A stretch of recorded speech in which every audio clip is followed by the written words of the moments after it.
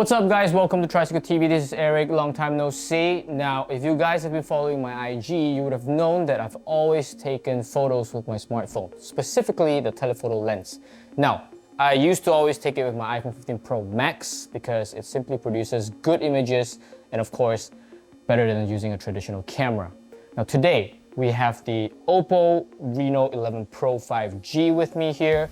And the tagline especially caught my eyes, the portrait expert. So we're gonna take these two phones out in the field and compare it side by side to see how it goes. But before that, let's talk about my first impression on the Oppo 11 Pro 5G, specifically on its design, the outlook, how it feels on hands, and let's do it. This phone is a mid-range phone, but definitely does not feel like one.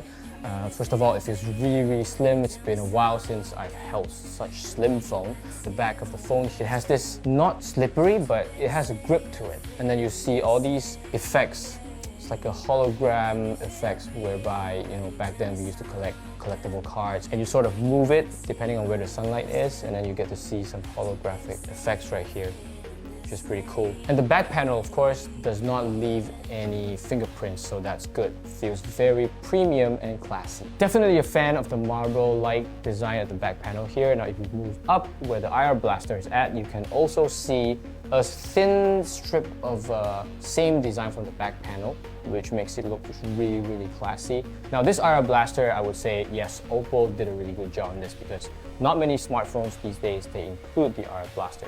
Now, if you're a fan and if you like using phones to control all your household appliances at home, this phone would fit you the most. This color right here is the pearl white, which I would think is more to the girls, but if you're a guy, I think the other color, rock gray, fits more. Although I would think that the rock gray color, you would lose the holographic effects right here. Now moving on to the front display here, the Oppo 11 Pro 5G has a 6.7-inch AMOLED screen display with a 3D curved design, which you can see right here. Now this screen has a 120Hz display. Of course, there's also a fingerprint sensor right here. Feels really good to the touch and of course pleasing to the eye. Especially when you're using the gesture navigations on the phone, you feel that all the movements and effects are really smooth. Now before we take the phone out to test, let's talk a little bit on the camera design right here. Now I think this design is not for everyone, but it kind of grows on me because I think most people would think that the camera bump design right here is not really symmetrical because there's two lenses up here and another one down here, the telephoto lens. But this whole look sort of gives me a very playful look, like use me, take me to take really good portrait photos. And I think it's okay, especially on the grill design right here. This tiny little grills at the side looks really premium because of the materials choice that they use. It gives a very premium look to the phone. Now the Oppo Reno 11 Pro 5G consists of a 50 megapixel ultra main camera, a 112-degree ultra wide camera, a 32 megapixel ultra clear selfie with autofocus camera, and also 32 megapixel telephoto portrait camera lens, which we will be using to take most of our photos today and compare it with the iPhone 15 Pro Max. Now the Oppo 11 Pro 5G has tons of photography functions, and I'm pretty sure you guys would have already known from the spec sheets, so I'm not going to go through one by one. Instead, we'll be using the telephoto lens from the Oppo 11 Pro 5G to go against with the iPhone 15 Pro Max telephoto function. Now I know this is an overkill, pretty unbalanced comparison, but I just want to see how well the Oppo 11 Pro 5G, the portrait expert, stack against the iPhone 15 Pro Max. So we're just gonna go all the way out and take the same photos and compare it side by side. So you guys let me know in the comments which one does it better. Now the Oppo 11 Pro 5G has a Sony IMX sensor in it, so it should be very capable of taking good portrait photos with its 32 megapixel telephoto lens. Let's go shoot something. So in this case, we're gonna shoot the plant right here. I'm not gonna do a lot of settings right here, like lower the exposure. We're just gonna do it natural like this.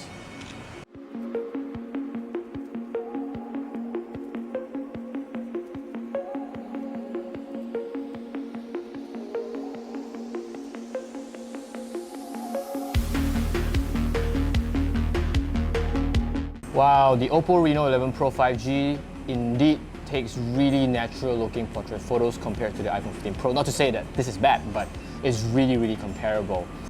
The Oppo 11 Pro 5G 47mm telephoto lens does a great job in separating our subject from the background, giving it a very natural bokeh. This mid-range phone does take on par portrait shots with the iPhone, but I kind of prefer the overall natural tone coming from the Oppo.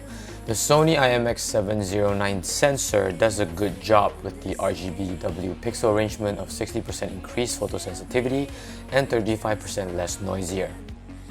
Also, on the 5x telephoto shots coming from Oppo, they seem more pleasing to the eye, but I did have to move closer to the subject to get a good shot, whereas with the iPhone I didn't have to. iPhone also covers a wider angle compared to Oppo's 112-degree ultra-wide lens. It's just nice, the algorithm is just perfect. Well, that's because Oppo has partnered with a lot of photographers all around the world to give you that best quality looking photos. And if that's not enough, you can also use the AI portrait retouching right here. Portrait fine-tuning algorithm to enhance and refine the subject's skin, facial proportions, but not like crazy fine-tuned until you won't even recognize yourself.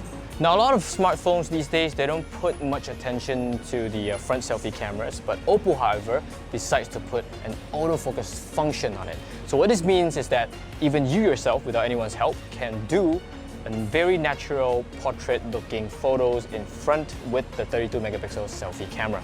Let me show you. Now here we have turned the camera on and we're just gonna go selfie mode.